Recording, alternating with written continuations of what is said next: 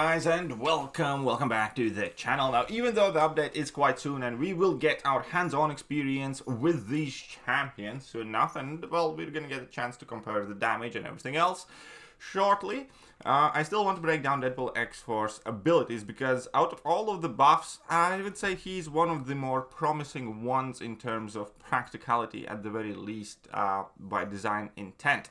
So you can see that his survivability for some reasons actually marked down as 2, which I kind of disagree with, because in between his taunt debuffs and inequity mastery, he can reduce opponent's attack by up to like 90%, so he can actually end up being quite tanky.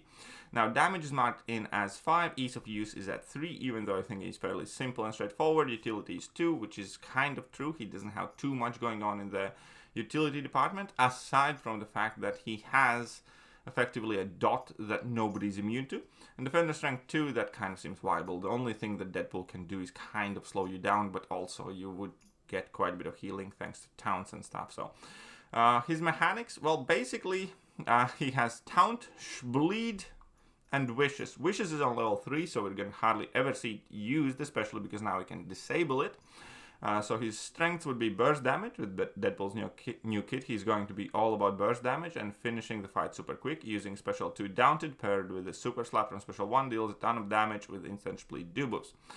The thing with that is, like, level 2 rotation, still 3 bars of power, and he doesn't necessarily have a very quick way of getting there unless you're spamming heavy attacks, which inherently slow you down. So the questions of his actual in-fight speed still kind of remain, but I am quite well optimistic about that. So split debuff, purifying defenders, a new damage type specific to Deadpool X-Force. No champ is immune to this effect, and it's direct damage. This is great tool to punish purifying champions and skirt around some pesky immunities. This can be absolutely very helpful. Regeneration rate reduction versus skill. Purpose built to counter some of the more annoying skill defenders in the contest. He's going to make their LMD into LM dead. So that's a clear dig at Nick Fury. And I will be 100% honest, Nick Fury as a defender was a lot more present and scary about a year ago. Now that the 7-star rank 3s have become the norm of the Battlegrounds metas, Nick Fury's 2 health bars really are not that scary, and there are tons of champions that can nuke him down in like 40 plus seconds, or few that can do it even in sub 40 seconds in some of the metas. So ultimately, this will gain more relevance if we see Nick Fury come out as a 7-star. So weaknesses cover this, because that's where all of his damage kind of comes from, and weakness debuffs themselves, because he doesn't have any artificial attack modifiers. So that means 2 things. Number 1, he's going to interact very well with any additional damage from masteries, boosts, and so on and so forth. And number 2, he's also very suspect to weakness and inequity and stuff like that. So abilities: taunt in the mercs with the mouth, baby. So Deadpool's taunt debuffs reduce the opponent's attack rating by 25% for 16 seconds, max 3, so that can be 75% attack reduction. Plus, if you do have maxed inequity, that in itself would effectively put you down to a 90% attack reduction on the opponents. Inflicting a taunt debuff each time the opponent fails to activate a buff or debuff during a basic attack. Cool. And you can inflict taunt debuff with heavy attack. So this is going to be quite matchup wise, because how easy it is going to be to stack your taunt debuffs. This though can, work in more matchups than you realize, with any champions that do have a chance to do something when they do get hit. Right, so bleed debuffs, Dundunum poke. Dundunum. All attacks inflict bleed debuff, dealing 1600 direct damage over 4 seconds. Now this does interact with deep wounds, so you can kind of overlap them. Otherwise they have 4-second cooldown. Opponents that purify, cleanse, or use an LMD to remove these bleed debuffs are instead inflicted with a split debuff. They're basically the same, except they are passive, deal 70% more damage, and have a different number name. So this would go to your Molemans, to your Kingpins, to your Shields, to your Nick Furies, and so on. The kind of small issue I do have with this is that if the opponent's bleed immune, then you do not have access to these, which is a major source of your damage, until you got your level 2. So you will certainly have a slower start against champions like Korg, for instance. And some of the defenders that this will some of the champions that this will kind of counter the most: Kingpin, Shield, Mole Man, Nick Fury, they're again not as kind of like dominant and persistent in the game as they used to or could have been a small while ago. But I still think that it is a, you know, fairly solid option for those matchups if you need an answer for those matchups. If the opponent is suffering from downed effect, all Dandelion Bleeds instead inflict instant split debuff, dealing a burst of 2700 direct damage. So this is where, you know, the fun bit kicks in. As soon as you apply a downed effect, which by the way increases all of the damage during your special attacks, which will be some of these bleeds as well, you kind of have access to these instant split debuffs, kind of like Bullseye, for instance, except these are not classed as bleeds. So on 4th light attack, Deadpool special 3 attack is disabled for half a second. Absolutely love this, so you can never overshoot to your level 3. Heavy attack super slap, so while walking forward or landing light attacks 1 and 3, Deadpool builds up indefinite slap charges, max stacks 10. This is one of the key changes, because previously you could build up these charges whilst in your idle animation and starting to walk towards. That was incredibly AI dependent, slow, inefficient and risky playstyle, which ultimately was the main reason why Deadpool X-Force was kind of sunk. Now though, that you can just spam like, you know, regular combos and build up him easily, that makes him a completely different character. While in max slap charges, slapping the opponent with heavy attack inflicts 15 Dandelion Poke bleeds.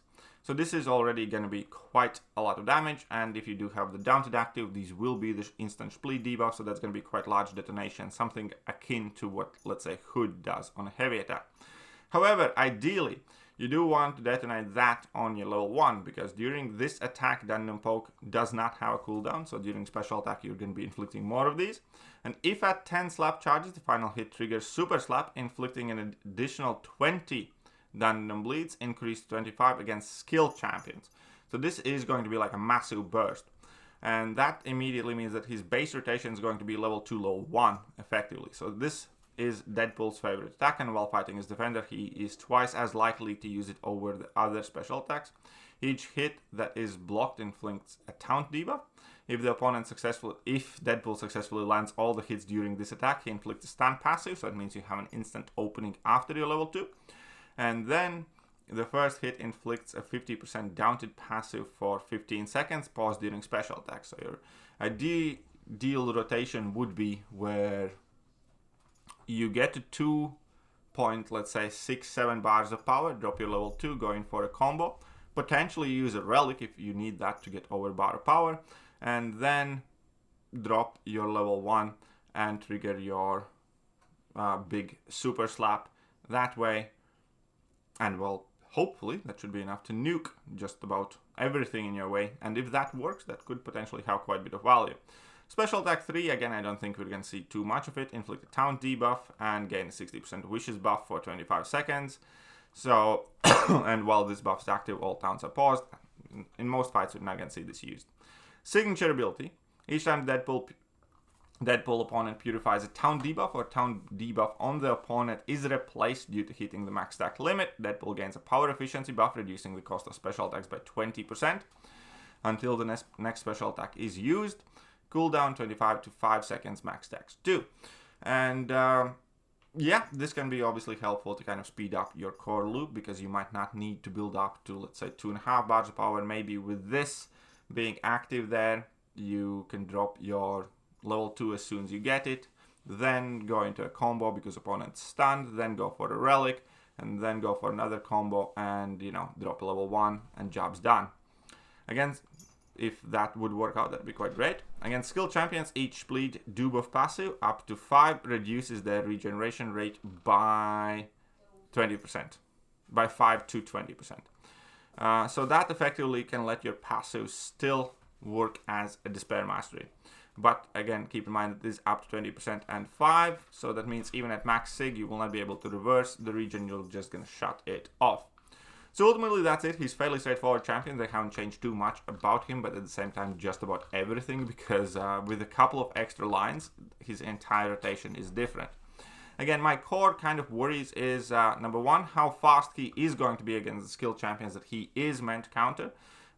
Champions Obviously, like Bullseye, still probably not going to be an option for him, which is actually kind of like a big negative mark because that is one of the most current defenders. But then we're still left with, let's say, Kingpin or Korg, well, namely Korg, that we're going to see on defense. How fast he can do Korg, for instance. Or a Tuma. Can he take a Tuma with a minimal amount of health loss, which is, in theory, there's not much that would enable him to be a good Atuma counter. However, with the 90% attack reduction, wonder if that also, works on the damage that you're taking back from Atuma, so he might still be, quite decent. Obviously, he should be very good for champions like Shield and Crossbones and Mallman, and Nick Fury himself. But again, without him being countered to Bullseye, that kind of leaves a bit of a dent in him. And then again, the same questions remain. If opponent is bleed immune, how good of a defender he will be, or let's say how good of an attacker he will be. For instance, can he reasonably well do Photon, or can he reasonably well do APOC, or can he reasonably well do Dust? That is the key question right now, because yes, he has a new debuff that bypasses all the immunities, and if that doesn't detract from his damage in general, then or too significantly, if you can still pull off just about everything against Onslaught and against Dust and champions like that, I think he genuinely might have a place in the game. That's why out of all of the champions that are receiving